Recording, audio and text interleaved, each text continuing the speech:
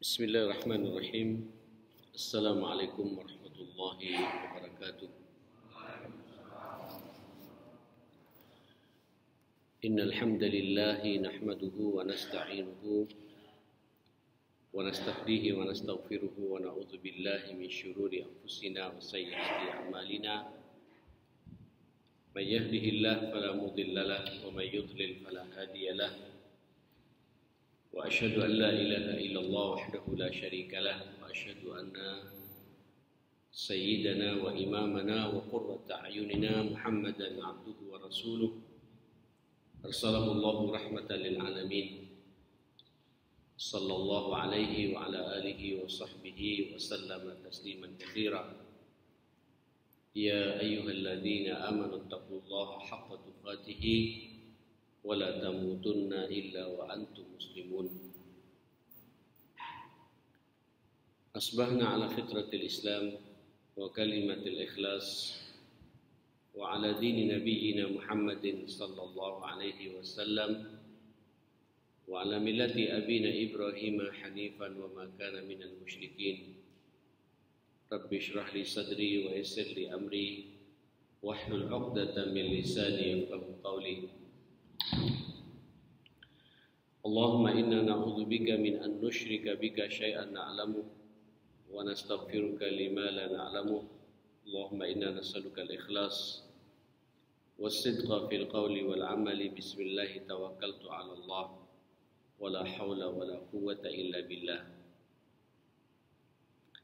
Hadirin jamaah salat subuh yang dimuliakan Allah. Tema kita pagi ini al-jihad fi sabilillah, berjuang di jalan Allah. Biasanya sering kita memahami jihad itu adalah perang, di mana masing-masing kita dituntut diminta oleh Allah Subhanahu wa taala untuk memegang senjata.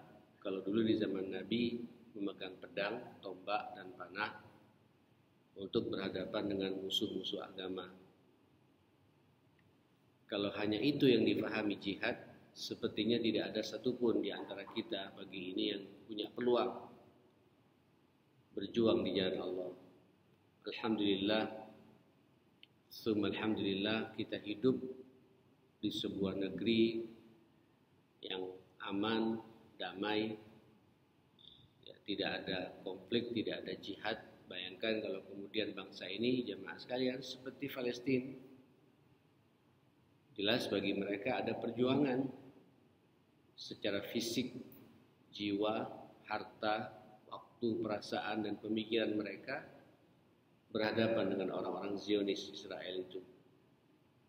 Di Kashmir juga begitu, di Mindanao juga begitu, di Patani juga begitu. Alhamdulillah kita tidak termasuk dalam suasana perang fisik seperti itu. Tapi rupanya jamaah sekalian, jihad ini, perjuangan ini maknanya sangat luas. Ya. Makanya para ulama mengangkat bab jihad ini langsung setelah itu mengatakan anwa'ul jihad, macam-macam jihad. Paling tidak saya perhatikan dalam kitab ini jamaah sekalian, ada 5 macam jihad, perjuangan yang sepertinya hampir tidak ada satupun di antara kita tidak terlibat dalam perjuangan ini. Yang pertama, ini yang selalu membersamai kita, jihadun nafs, berjuang untuk mengendalikan nafsu kita. Dan ini sepanjang kehidupan kita, sampai kita mati. Karena nafsu itu bersemayam dalam diri kita. Tidak ada manusia yang tidak memiliki nafsu. Syahwat pasti kita memiliki. Allah juga tidak menyuruh untuk membunuh syahwat ini. Tapi Allah hanya memerintah kepada kita untuk jihad, mengendalikan, Pak. Berjuang untuk mengendalikan nafsu ini, tunduk kepada aturan Allah Subhanahu wa taala. Ini dulu saya sebutkan dulu lima-limanya jamaah sekalian. Yang kedua, ini juga ada terus-menerus menghantui kita. Apa itu? Namanya jihadus syaitan. Jihad berjuang melawan tipu daya syaitan. Ini juga syaitan terus-menerus ada dalam kehidupan kita sampai kita mati. Yang ketiga adalah jihadul fasiqin. Berjuang, berjihad, bagaimana kita mengarahkan terus-menerus terhadap orang-orang fasik supaya mereka meninggalkan kefasikannya. Ini juga sepanjang kehidupan kita. Sebab dalam hidup ini manusia ini terbagi dua kan Pak. Minhum man hadallah wa minhum man haqqat alaihimud dhalalah. Sebagian manusia, mudah-mudahan kita masuk di sini, itulah manusia yang mendapatkan hidayah dari Allah Subhanahu wa taala sehingga terus-menerus berada di atas aturan Allah Subhanahu wa taala. Tapi juga ada manusia man haqqat alaihimud dhalalah, yang sudah ditetapkan oleh Allah, na'udzubillah, mendapatkan kesesatan. Tapi kendati demikian ada perintah kepada kita semua untuk menyelamatkan orang-orang yang tersesat itu. Di situ butuh al-jihad. Nanti kita bahas ini sama-sama jemaah sekalian. Nah, yang keempat namanya jihadul munafiqin. Berjuang melawan orang-orang munafik. Ya, ini munafik tidak hanya ada di zaman Nabi dan nabi-nabi sebelum Nabi kita Muhammad sallallahu alaihi wasallam. Ini kemunafikan ini jemaah sekalian terus menerus akan ada dalam kehidupan kita umat manusia. Walaupun kita tidak boleh menuduh, mengklaim seseorang fulan munafik. Ya, asal kita tahu saja karakternya, sikap-sikapnya menyerupai, dan kita punya tugas pula untuk jihad, berjuang, mengingatkan mereka supaya meninggalkan sifat-sifat kemunafikan itu. Nah, dan yang terakhir ini adalah jihadul kuffar wal musyrikin, yaitu jihad melawan orang kafir dan orang-orang musyrik. Perlu disadari juga, saya mau mukadimah sedikit, orang kafir ini kan ada dua macam Pak. Kafir dan musyrik itu ada dua macam. Ada yang zimmi, ada yang harbi. Kalau yang harbi, fisik ketemu fisik, macam saudara kita di Palestina saat ini, di Kashmir, di Mindanao, di Patani, mereka sedang berjuang mempertahankan keyakinan masing-masing, maka terjadilah jihad di situ. Tapi juga ada kafir yang zimmi, Pak, yang masih ada ikatan sosial di antara kita, yang tidak memusuhi kita. Kalau dalam bahasa Al-Quran, qad tabayyana ar-rusydu minal ghayy, sudah jelas Pak, mana jalan yang penuh petunjuk dan mana jalan yang penuh dengan kerusakan ini. Nah, orang-orang mereka memilih yang ghayy jamaah sekalian. Maka tugas kita menawarkan indahnya agama ini kepada mereka. Ya. Kita tidak boleh bermusuhan. Kalau mereka baik, kita harus lebih baik lagi. Ya, kalau mereka kemudian perhatian sama kita, kita harus lebih perhatian lagi. Bahkan perhatian kita ingin menawarkan Pak hidayah Islam ini kepada mereka ini. Inilah kira-kira 5 macam perjuangan jihad yang diangkat oleh agama kita. Nah, saudara, Bapak Ibu yang dimuliakan Allah, mari kita renungi satu persatu tentang ragam jihad ini. Yang pertama, jihadun nafas. Jihad melawan hawa nafsu kita. Tidak ada lupa di antara kita yang tidak punya nafsu ini. Bahkan Allah percaya kepada kita turun ke dunia, maka kita juga diberi oleh Allah yang namanya nafsu ini. Kita kalau tidak punya nafsu, Pak, tidak akan bisa membangun masjid seperti ini. Kita kalau tidak punya nafsu, kita mungkin tidak punya rumah, tidak akan bekerja, tidak akan mencari rizkinya Allah Subhanahu wa Ta'ala. Kita kalau tidak punya nafsu, tidak akan mampu memakmurkan dunia ini. Dengan nafsu ini maka berjalan kehidupan ini, ma'asyal muslimin. Tinggal kita tanya, apakah nafsu kita ini berada di atas perintah Allah atau tidak. Nah, satu sisi, kalau jenengan lihat dalam kajian tazkiyah itu, nafsu manusia itu ada 3. Yang pertama, nafsul mutmainnah. Mudah-mudahan kita masuk di sini. Ini juga butuh perjuangan. Nafsu yang tenang. Yang ini, Pak, nanti akan diterima kita oleh Allah nanti pada hari kiamat untuk dimasukkan ke surganya. Ya ayyatuhan nafsul mutmainnah, irji'i ila rabbikum radiyatan mardiyah, fadkhuli fi ibadi wadkhuli jannati. Wahai jiwa yang tenang, ya, silakan kembali menuju Tuhanmu dengan penuh ridho dan keridhaan dan kerelaan dari Allah Subhanahu wa taala. Radiyatan mardiyah, ridha dan diridhai. Fadkhuli fi ibadi, kita juga nafsu yang seperti itu diakui oleh Allah untuk dimasukkan kepada hamba-hamba kecintaannya. Setelah itu Allah mengatakan wadkhuli jannati, masuklah pula kalian semua ke surgaku. Masya Allah. Ini juga butuh perjuangan, Pak, untuk kemudian meluruskan nafsu kita, ya, berada di atas syariat Allah Subhanahu wa taala.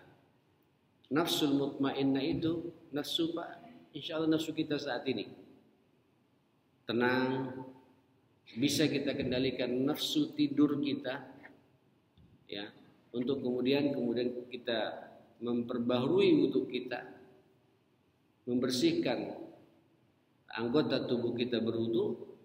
Setelah itu kita salat sunnah, berangkat ke masjid, salat seperti ini. Ini kalau kita tidak bisa mengendalikan. Dan bersyukurlah, Pak, kita semua kepada Allah digerakkan hati kita untuk mampu mengendalikan dan menundukkan nafsu syahwat tidur kita ini, datang ke masjid seperti ini. Saudara, tidak hanya itu, Pak, ya, sambil bertahan di sini. Habis salat subuh bertahan, ngaji bersama. Tidak gampang ini, ma'asyar muslimin. Walaupun saya paham ngantuk-ngantuk, dan ngantuknya sampean juga menular, Pak, pada di sampingnya jemaah sekalian, termasuk kepada ustadznya, Pak. Betul itu. Naum ini, Pak, makanya kenapa kita saat angop, Pak. Angop apa angop ini, Pak? Itu kata Nabi suruh tutup. Karena di situ, Pak, peluang jin masuk, setan masuk ke dalam tubuh kita. Begitu masuk dia mempengaruhi sampingnya, Pak. Mau ngantuk juga, dan begitu seterusnya jamaah sekalian. Terus sampean bertahan. Ini kan perjuangan jamaah sekalian, jihad. Jihad mengendalikan nafsu untuk bertahan. Memfokuskan konsentrasi kita mendengarkan ayat-ayat Allah, arahan-arahan Nabi kepada kita. Semua, Pak, merasakan nikmatnya hidup ini. Ya, nafsu yang tenang seperti itu. Ini butuh perjuangan jamaah sekalian. Nah, yang kedua, ada namanya nafsul lawamah. Dan inilah rata-rata nafsu kita. Saat ini, Pak, lawamah itu nafsu yang berbolak-balik. Kadang menikmati ibadah sama Allah. Menikmati ngaji begini, Pak. Menikmati sampai berdoa kepada Allah Subhanahu wa taala. Tapi nanti di saat berikutnya lupa. Jauh dari aturan Allah dan menikmati kejauhannya itu kepada Allah Subhanahu wa taala. Terus sadar balik lagi. Dari rata-rata Pak nafsu yang menimpa kepada kita. Wala uqsimu bin nafsil lawwamah. Sampai Allah bersumpah Pak dengan nafsu yang berbolak-balik seperti itu. Inilah nafsu yang sering terjadi kepada kita semua. Tidak apa-apa jemaah sekalian, karena Allah sampai bersumpah berarti ini sebuah realita yang akan terjadi kepada kita semua. Yang penting begitu sampean sedang terjadi lawwamah yang negatif ini, kesadar kembali ke jalan Allah Subhanahu wa taala. Dan Allah bangga Pak di saat sampean mengangkat tangan, beristighfar, bertobat akan semua kesalahan dosa yang kita perbuat ini. Tidak jadi masalah. Nah, yang ketiga adalah nafsul ammarah bisu. Ya, ini memang karakter dasarnya di situ. Persis sebagaimana dikomentari oleh Nabi Allah Yusuf alaihissalam. Ya, wa ma ubarri'u nafsi fa innan nafsa la ammaratum bisu illa man rahim rabbi. Ya, kecuali kita mendapatkan rahmat dari Allah, rata-rata Pak tarikannya nafsu itu kepada hal-hal yang mengajak kepada keburukan. Dan nafsu nyambung Pak. Sampai kalau malam-malam begini Pak nonton bola, cengar kata orang Madura. Ya, bisa melean. Ya, melean bisa jemaah kalian. Tapi kalau pas suruh salat, apalagi kemudian dengarkan pengajian begini, apalagi suruh buka Quran Pak, ngantuknya tidak mufakat. Inilah ammar bisu. Nah, di saat sampean mampu meyakini ya akan pentingnya kebaikan ini, sampean lawan, inilah jihadnya Pak. Jihad dan nafas di sini. Makanya nafsu ini Pak kepada sesuatu yang berbau maksiat nyambung ya Mas sekalian. Tapi jalan yang menuju surganya Allah butuh perjuangan untuk mengendalikan nafsu ini. Nah, saudara, sebenarnya kalau sampean sadar bab seperti ini Pak, nikmat hidup ini ma'asyar muslimin.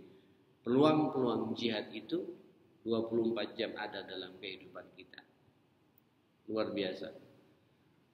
Saya masih belum bicara jemaah sekalian nafsu detail-detail, nafsu jebakan-jebakan nafsu, nafsu berbicara, nafsu mengomentari orang, nafsu menggunjing orang. Ini panjang Pak.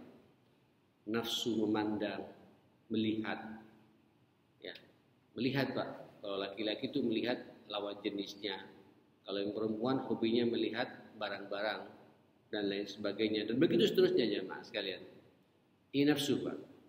Nafsu telinga untuk mendengar yang kotor-kotor, omongan-omongan yang jorok, omongan-omongan tidak ada manfaatnya. Nafsu perut, ya. Nafsu di bawah perut Pak, dan lain sebagainya. Ini kalau kita tidak kendalikan, tidak ada jihad di situ jamaah sekalian, maka hancurlah kehidupan kita ini jamaah sekalian. Nah, saudara bayangkan Nabi Allah Yusuf alaihissalam seorang nabi Pak, nabi. Gantengnya tidak mufakat, terus dihadapkan dengan seorang wanita, istri seorang pejabat, Imra'atu Aziz. Ya, Imra'atu Aziz, gak main-main ini jemaah sekalian. Terus berada dalam satu rumah berduaan, tidak ada orang, tidak kuat. Ya, majikan perempuannya ini jemaah akan menawarkan dirinya kepada pembantunya ini, pada budaknya ini Yusuf alaihissalam. Kemudian dia mengatakan, "Ma ubarri'u nafsi fa innan nafsa la'ammaratun bisu." Salah satunya membuat Yusuf ini bisa selamat dari jebakan begitu ma'asyar muslimin, karena dia memiliki ketulusan, keikhlasan. Wa kadzalika linasrifa anhu as-su'a wal fahsya'a ya innahu min ibadinal mukhlasin. Begitulah kata Allah, kami menyelamatkan Yusuf dari kekejian dan kemungkaran ini. Su' wal fahsya, keburukan dan kekejian, perselingkuhan Pak kalau bahasa kita. Kenapa? Karena Yusuf itu termasuk dari hamba-hambaku yang ikhlas. Memang ikhlas ini jamaah sekalian fondasi Pak ya, dalam segala hal. Termasuk kita akan terbebas dari jebakan lawan jenis itu di saat kita memiliki sifat ikhlas kata Allah Subhanahu wa taala, sebagaimana terjadi kepada Nabi Allah Yusuf.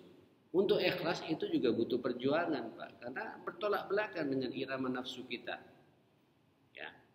Jadi begitulah jihadun nafas. Jihad yang pertama, jihad mengendalikan hawa nafsu kita. Wadzalika bidaf'i syahawati wasyubuhat allati yulqiha ila al-'abd. Yaitu dengan cara bagaimana kita menolak gejolak syahwat dan nafsu manusia ini, termasuk juga berbagai macam syubhat yang dibenturkan dalam kehidupan kita ini, ya, sampai kemudian kita bisa selamat dari jebakan-jebakan nafsu yang seperti itu. Saudara yang dimuliakan Allah Subhanahu wa taala, inilah yang pertama, Pak, yaitu jihadun nafas, jihad melawan hawa nafsu. Ini 24 jam ada dalam kehidupan kita. Dan ini tiap hari, Pak, ya. Tiap hari. Kalau dalam apa, Pak? Dalam kitab Tazkiyatun Nafas itu, jamaah sekalian, jihadun nafas itu jamaah sekalian, nanti Pak kita dijebak dengan yang paling banyak mempengaruhi nafsu kita sampai rusak nurani kita ini, ma'asyar muslimin. 4, Pak, ya. Pertama adalah banyak bicara, tidak bisa mengendalikan nafsu pembicaraannya. Yang kedua adalah mengumbar pandangan mata. Mata ini lirik sana lirik sini, ya, ini jebakan-jebakan nafsu. Yang ketiga adalah banyak makan, nafsu makan berlebihan, ya, sehingga nggak bisa mengontrol diri, jamaah sekalian. Kalau dirinya ini sudah di atas 40 tahun, 50 tahun, 60 tahun, semua masuk halal, Pak, tapi mengikuti irama nafsu, akhirnya sakit kita. Ketika sakit tidak bisa ke masjid. Ketika sakit tidak bisa baca Quran. Ketika sakit tidak bisa bekerja. Ketika sakit merepotkan orang banyak. Itu jebakan-jebakan nafsu, jamaah sekalian. Ya. Dan kemudian berikutnya juga nafsu itu yang merusak nafsu manusia adalah salah dalam persahabatan. Jebakan-jebakan pertemanan, konco, Pak, ya, teman-teman, sahabat. Sahabat itu kan macam-macam, jamaah sekalian. Nah, selektiflah sampean dalam memilih sahabat kita dalam keseharian kita ini. Ini adalah jihadun nafas, Pak. Jihad melawan hawa nafsu. Nah, saudara, jihadun nafas ini at-takhalli bil makarim. Tentu untuk meluruskan nafsu ini, ayo, Pak, kita ini at-tahalli bil makarim. Nilai-nilai kemuliaan kita rebut. Hiasi nafsu kita ini, Pak, dengan akhlak yang baik. Ya, perbanyak ibadah. Ya. Wat takhalli 'anil radzail, tinggalkan semua hal-hal yang merusak kita. Ya, mengotori jiwa kita. Wa fi'lit ta'at walau kanat makruhatun lin nafs. Lakukan semua ketaatan, apapun bentuk ketaatan itu. Ya, selama ketaatan itu baik itu hablum minallah ataupun hablum minan nas, yang wajib, yang sunnah, niatkan semua karena Allah Subhanahu wa taala. Walaupun saya memahami betul semua itu butuh perjuangan. Inilah jihad dan nafas. Baik, yang kedua, jamaah sekalian, adalah jihadus syaitan. Jihad melawan syaitan.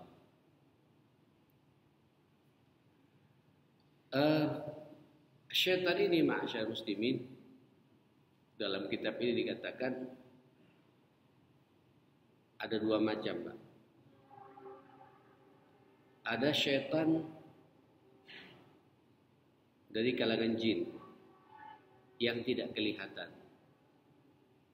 Ya, tidak kelihatan. Insyaallah, Pak, tidak ada di masjid ini karena syaitan sangat takut pada majlis ilmu seperti ini, majlis zikir seperti ini.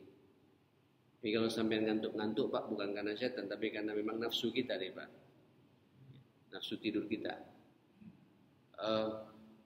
Syaitan ini, jamaah sekalian, sebenarnya kalau dalam bahasa Al-Quran sangat lemah, Pak. Sangat lemah.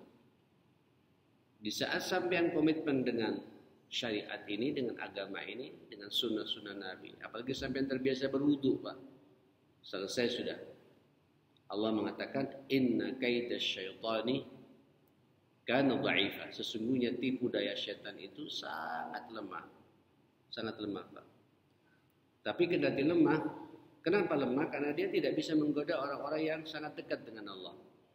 Komitmen dengan sunnah-sunnah Nabi, hidup di atas syariat Allah. Tapi di luar, Pak, nunggu kita, Pak, di luar masjid ini, Pak. Karena dia tahu betul di mana kelemahan kita.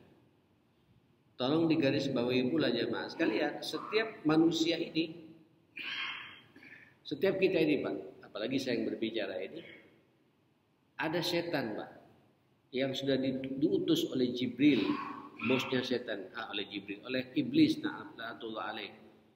Diutus oleh iblis ini jemaah sekalian untuk mendampingi kita. Itu yang kita namakan dengan istilah qarin itu jemaah sekalian. Terus menerus mencari kelemahan kita jemaah sekalian. Dan dia tahu betul, Pak, di mana lengahnya kita. Ada orang lengah di bab mulutnya.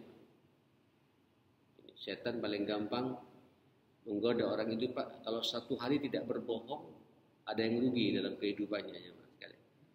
Satu hari kalau tidak mengumpat orang, satu hari kalau tidak menggunjing orang, rasanya tidak enak hidup ini. Ada setan paham betul, Pak, lemahnya manusia di mata. Matanya lirik sana, lirik sini. Maksiat sana, maksiat sini. Ya, apalagi sekarang peluang-peluang maksiat mata itu nempel di kantong kita ya. Dipegang sama sampean terus-menerus. Bahkan diletakkan mau salat pun, Pak, diletakkan di depan, Pak. Ya. Takut hilang jemaah sekalian. Ya, kalau orang Syiah itu, Pak, kadang-kadang dibuat sujud jemaah sekalian ya. Ya mirip-mirip sebenarnya jemaah sekalian, ada batu Karbala namanya, Pak. Kalau sujud itu pakai lewat batunya itu, Pak, disujudi sama dia. Ya kita tidak mensujudi, cuma diletakkan di depan apa? Di depan kita, ma'asyar muslimin. Dan di situ pula ada peluang-peluang jebakan-jebakan setan menggoda manusia. Tahu betul, Pak, ada setan ya, tahu kelemahannya di telinganya, Pak. Dia tidak bermaksiat tapi senang mendengarkan gosip jemaah sekalian. Menikmati omongan-omongan yang kotor dan lain sebagainya. Ada setan yang tahu kelemahannya di otaknya, Pak. Suka berpikir negatif, ngeres, menghayal dan lain sebagainya. Ada setan tahu kelemahan manusia itu di perutnya, Pak, atau di kemaluannya. Itu lebih dahsyat lagi, ma'asyar muslimin. Ala kulli hal, setan yang seperti itu insya Allah kalau sampean berada jihad terus dengan ketaatan kepada Allah Subhanahu wa taala, insya Allah mereka jemaah sekalian lemah, tidak mampu menggoda kita. Tapi dia tahu betul, Pak, celah-celah untuk masuk. Dan ingat kata Nabi, inna syaitana yajri bibna adama majrad dam. Setan itu ketika masuk menggoda manusia itu lewat peredaran darahnya, Pak. Lihat peredaran darahnya. Makanya sampean hati-hati, Pak, kalau makan. Kadang sudah ke masjid 5 waktu, Quran tiap hari dibaca, tapi makannya, Pak, berdiri. Setan masuk. Makannya pakai tangan kiri. Setan masuk menggoda manusia ini, ma'asyar muslimin. Na'udzubillah. Ya, macam-macam jemaah sekalian. Nah, inilah perjuangan kita. Ya, ujian, Pak, bagi kita. Tapi kalau sampean berhasil, paling tidak kata Nabi ucapkan a'udzubillahi minasyaitonir rajim. Nah, yang kedua ada syaitan dari yang kelihatan, Pak, oleh mata kita. Ya. Pakai sarung kotak-kotak juga, Pak. Bajunya takwa juga. Kadang kopiahnya macam-macam, ada hitam, ada putih, Pak.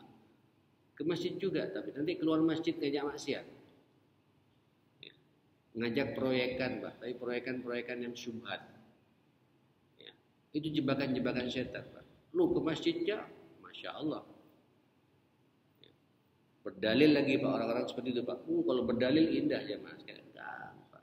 Insya Allah salat 5 waktu bisa menghapus dosa di antara 2 salat itu. Masing-masing salat itu. Maksiat lagi, Pak. Ya. Itu jebakan-jebakan setan. Manusia-manusia yang akhlaknya, karakternya, wataknya nyerempet-nyerempet godaan setan, perbuatan setan, kata Nabi Sallallahu Alaihi Wasallam. Nah tentu jamaah sekalian menghadapi orang seperti itu sampai yang kemudian mengatakan ente kok kayak setan ya, tukaran kita nih Pak. Nah, deketi, ingatkan, amar ma'ruf nahi mungkar harus jalan di antara kita. Ini jihad, jihad ya melawan orang-orang yang sedang tergoda oleh rayuan setan. Ya. Nah saudara yang dimuliakan Allah Subhanahu Wa Taala, setan yang rata-rata sih pembahasan kita adalah setan-setan yang tidak kelihatan. Ya. Li'annal mujahid yaral adu al-zahir. Biasanya kalau orang jihad di lapangan Pak, jelas Pak ya, menghadapi orang munafik, menghadapi orang fasik, menghadapi orang kafir, jelas. Tapi tidak melihat setan, halus. Nah, saat itu jamaah sekalian, kita harus teringat dengan firman Allah Subhanahu Wa Taala di dalam surat An-Nur ayat 21. Apa kata Allah Subhanahu Wa Taala? Ya ayyuhalladzina amanu la tattabi'u khutuwatis syaitan. Wahai orang-orang yang beriman, dipanggil lagi dapat dengan panggilan iman oleh Allah Subhanahu Wa Taala. Jangan sekali-kali mengikuti langkah-langkah syaitan. Wa may yattabi' khutuwatis syaitan, barang siapa mengikuti langkah-langkah syaitan, fa innahu ya'muru bil fahsya. Syaitan selalu menyuruh kalian untuk berbuat kekejian dan kemungkaran. Keji dan mungkar itu Pak kerjaannya setan, dan selalu ingin menyuruh kita untuk berbuat begitu. Walaula fadlullahi alaikum wa rahmatuhu ma zaka minkum min ahadin abada walakin Allah yuzakki man yasha wallahu sami'un alim. Andai kata bukan atau kalau tidak ada keutamaan dari Allah dan rahmatnya Pak, rasanya mazaka minkum min ahadin abada, tidak ada seorang pun di antara kita selama-lamanya Pak yang bisa terselamatkan, tersucikan jiwa kita ini. Dan Allah yuzakki man yasha, Allah membersihkan jiwa kita kepada hamba yang Ia sukai. Wallahu sami'un alim. Allah Pak Maha mendengar dan Maha mengetahui siapa di antara kita yang mau mendekat kepada Allah Subhanahu Wa Taala. Tidak ada jalan lain memang jamaah sekalian. Ini jihad Pak. Ya, jihad. Dekati saja Allah, pegang terus syariat Allah, aturan Allah, selamat kita Pak dari godaan syaitan ini, ma'asyarul muslimin. Saya sempat menyampaikan Pak di beberapa pertemuan yang lalu di sini ya. Salah satu jebakan setan itu jemaah sekalian lewat apa Pak? Lewat makanan ya. Ya ayyuhan nas kulu mimma fil ardi halalan thayyiba. Langsung Allah mengatakan wala tattabi'u khutuwatis syaitan. Wahai manusia, makanlah dari apa yang ada di muka bumi ini yang halal dan baik. Halal Pak, baik. Ini saya di mana-mana tidak pernah bosan menyampaikan ini, ma'asyar muslimin. Halalan thayyibah. Ini salah satu jebakan setan, Pak. Lewat kebiasaan kita sehari-hari dan kebutuhan kita sehari-hari. Orang yang pingin selamat dari godaan setan, Pak, ketika makan dua perhatiannya, Pak, terhadap apa yang dia makan. Halal, ya, halal 2E, Pak, ya, dan halal barangnya juga, ya. Makanya orang mukmin itu Pak, setiap dia bekerja harus jelas pekerjaan saya ini halal atau tidak. Karena apa yang hasil dari pekerjaan saya mau makan masalahnya. Walaupun yang dimakan halal Pak, tapi duitnya haram, jadi haram juga. Masuklah kita jebakan setan jemaah sekalian. Ya. Terus barangnya pun juga harus halal. Kadang duitnya halal tapi barangnya nggak jelas. Jadi jemaah sekalian. Yang kedua, thayyibah, baik. Ada halal Pak tapi tidak baik. Banyak ini Pak. Banyak ini. Halal tapi tidak baik buat kita. Ini jebakannya dahsyat Pak. Dahsyat sekali ya Pak sekali.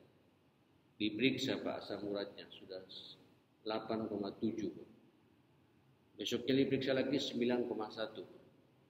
Tapi semua masuk ya Mas sekalian. Halal Pak. 2E halal. makanannya halal, tapi tidak baik buat dia jemaah sekalian.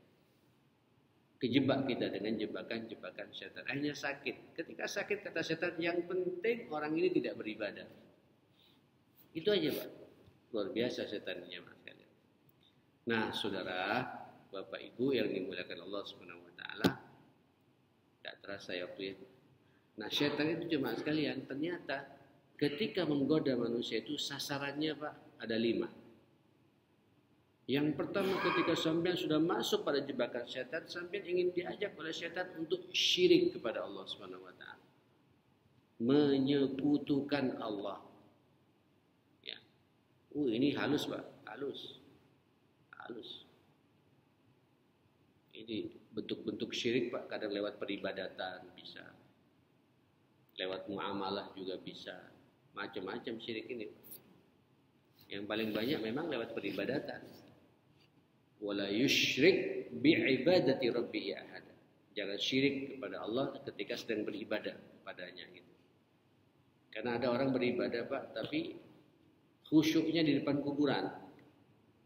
Ya, ada orang beribadah Pak, khusyuknya ya, ada orang iktikaf Pak, tapi iktikafnya itu di bawah pohon besar jemaah kalian.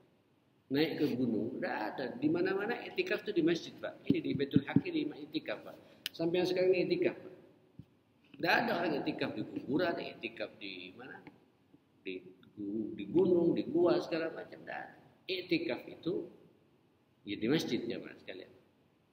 Tapi itu jebakan-jebakan setan Pak kepada kita. Ini syirik berarti Pak, menyekutukan Allah ya, dalam peribadatan, apalagi dalam doa. Pak. Syirik dalam doa. Baru berdoa tidak langsung minta kepada Allah, tapi minta kepada jin segala macam Pak, dan lain sebagainya. Megang berkeyakinan dengan jimat, dengan macam-macam ya. Terlalu yakin pada omongannya jin dan lain sebagainya, bahkan berkolaborasi dengan jin. Ini adalah jebakan-jebakan setan yang paling utama Pak. Semuanya ingin digiring ke sana ya. Tidak bisa sampai dijebak. Yang kedua namanya jebakan dosa besar. Berani sama orang tua. Banyak sekarang Pak orang ahli masjid, tapi pulang ke rumah orang tuanya dibentaknya. Alhamdulillah ya. Pemakan uang riba, pezina, LGBT, ya, makan hartanya anak yatim, dan lain sebagainya. Ini adalah jebakan-jebakan setan. Silakan sampean lihat Al-Kabair, macam-macam dosa besar itu. Itu semua adalah jebakan-jebakan setan, mencuri dan lain sebagainya. Oke. Tidak bisa juga Pak, tidak bosan setan Pak. Masih ingin menjebak yang ketiga, as-sagair atau sagairul dzunub, ingin digiring manusia. Tidak bisa syirik, tidak bisa dosa besar. Masuk yang ketiga namanya dosa kecil. Tapi dosa kecil ini Pak, kalau nggak segera diistighfari, besar juga ya Pak sekalian. Ya, koral Pak kecil Pak, koral lagi, koralnya menggunung Pak, susah juga ngangkatnya Pak sekalian. Dan kita harus punya kaidah, kita jangan melihat kepada kecilnya dosa, tapi kepada siapa kita berbuat dosa itu. Allah Subhanahu wa taala. Tidak bisa juga Pak. Ini yang keempat, ini yang paling saya takuti juga Pak. Apa namanya? Saya katakan tadi, at-tawassu' fil mubahat. Sampai yang disibukkan dengan hal-hal yang tidak punya nilai. Bukan dosa Pak, tapi pekerjaan tidak ada manfaatnya. Mubah namanya Pak. Berlebihan dalam hal-hal yang mubah. Apa contohnya Pak? Tidur terus Pak. Akhirnya Pak terlambat subuh. Tidur terus Pak. Akhirnya sampai terlambat kantor. Itu syahwat tidur Pak. Orang tidur ya, tidur normalnya berapa? Paling banyak 8 jam Pak. Kalau udah tua kayak gini Pak, 5-6 jam udah cukup ya Mas sekalian. Tapi ada orang Pak tidur terus gitu. Dibiarkan sama, yang penting orangnya tidak beribadah kata syaitannya. Dahsyat ininya Mas sekalian. Dijebak kita dengan jebakan-jebakan begitu. Berolahraga Pak. Ini hari Ahad Pak, hari Minggu Pak. Goes itu Pak 1 jam setengah selesai lah. Hari mulai pagi jam 5, jam 6 berangkat Pak. Waduh pulang jam 11 jam Pak sekalian. 5 jam terbuang percuma waktu kita pada sesuatu yang tidak punya nilai. Bahkan kalau olahraga berlebihan Pak, nyakitin juga. Karena fisik nolak, sudah nggak kuat fisik kita jamaah sekalian. Ya. Kalau nonton bola gimana Pak? Ya sesekali boleh Pak ya. Sekali boleh. Kalau saya tidak pernah nonton Pak, saya cukup melihat hasil akhirnya saja Pak. Potongan-potongannya lebih indah saya lihat itu Pak. Ya. Hatta Maroko kemarin dengan Spanyol, saya tidak pernah melihat jamaah sekalian. Terakhir ngelihat ya sudah menang. Terakhir kalah sama yang jajah Prancis. Nah, sudah sekalian dimuliakan Allah Subhanahu wa taala, hati-hati Pak. Berlebihan tawassuq fil mubhat, makan berlebihan jebakan setan. Ya, berolahraga berlebihan jebakan, apapun yang berlebihan jebakan, tidur berlebihan jebakan. Tidak halal apa? Tidak haram Pak. Boleh-boleh saja. Mubah Pak. Tapi kalau berlebihan dan mubah, kata setan yang penting orang ini hidupnya tidak terlalu banyak manfaatnya. Terbuang percuma waktunya pada sesuatu yang tidak punya nilai dalam hidupnya. Itu jebakan setan. Nah, yang kelima, ini yang lebih dahsyat lagi jemaah sekalian. Apa itu jemaah sekalian? Waduh. Yaitu dibiarkan orang itu Pak beribadah ke masjid, khusyuk, hati-hati mengatur waktu. Terus digoda hatinya Pak. Muncul namanya penyakit gurur. Bangga diri Pak.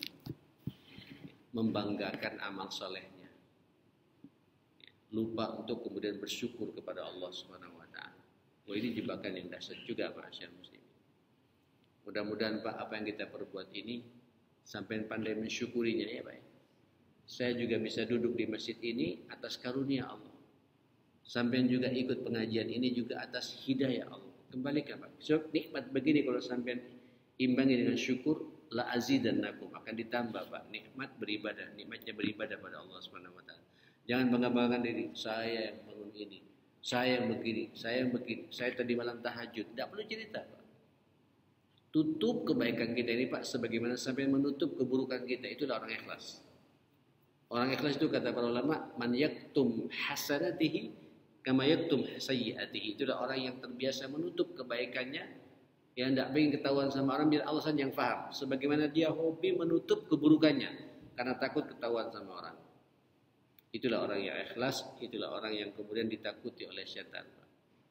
Nah, saudara, rupanya cuma dua hal yang ingin saya sampaikan pada pagi hari ini. Mudah-mudahan Pak, peluang-peluang jihad yang dua ini 24 jam ada di hadapan kita semua ma'asyar muslimin. Inilah peluang ke surganya Allah. Kendalikan nafsu kita dan kendalikan jebakan syaitan untuk tidak kemudian merusak amal kita semua. Rabbana atina fid dunya hasanah wa fil akhirati hasanah wa qina adzabannar. Rabbana ighfir lana wa tub 'alaina innaka antat tawwabur rahim. Allahumma arinal haqqa haqqan warzuqna ittiba'ah wa arinal batila batila warzuqna ijtinaba ya rabbal alamin. Ya hayyu ya qayyum bi rahmatika nastaghits innaka 'ala kulli syai'in qadir. Allahumma inna na'udzu bika min an nusyrika bika syai'an na'lamuhu wa nastaghfiruka lima la na'lamuh. Allahumma rabbana hab lana min azwajina wa dhurriyyatina qurrata a'yun waj'alna lil muttaqina imama. Rabbi ij'alni muqimas shalah wa min dhurriyyati rabbana wa taqabbal du'a. Allahumma rabbana ighfir lana wa li walidina warhamhum kama rabbawna shighara. Rabbana atina fid dunya hasanah fil akhirati hasanah wa qina adzabannar. Sallallahu ala Muhammadin wa alihi wa sahbihi wasallam. Alhamdulillahi rabbil alamin. Saya mohon maaf semuanya. Subhanakallahumma wa bihamdika asyhadu an la ilaha illa anta astaghfiruka wa atubu ilaik. Wal 'afwu minkum. Assalamualaikum warahmatullahi wabarakatuh.